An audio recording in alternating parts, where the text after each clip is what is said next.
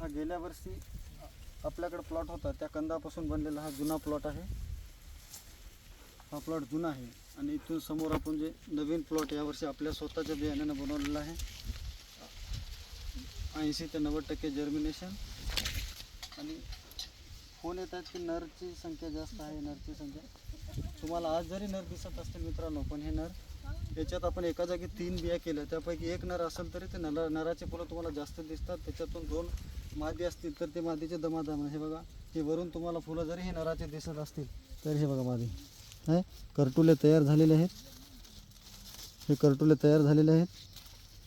काही चिंता करायची गरज नाही, घाई करू नका. तुम्हाला 4-8 दिवसात तुमचा प्लॉट अजून आज जे म्हणतात 10% नर आहे मादी आहे ते उद्या 20%, 30%, 50% पर्यंत जातील.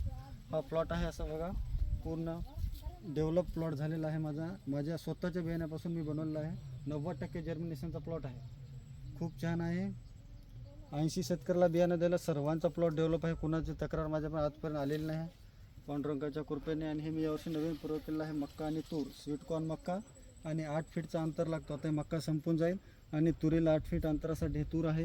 आत्ता नोव्हेंबरमध्ये चालू होणारी 5 महिन्यात येणारी तूर आहे. शेंगा विकण्यासाठी हा मक्का दाखवतो तुम्हाला. हे माझा नवीन प्लॉट 1 एकरचा यावर्षी नवीन केलेला आहे.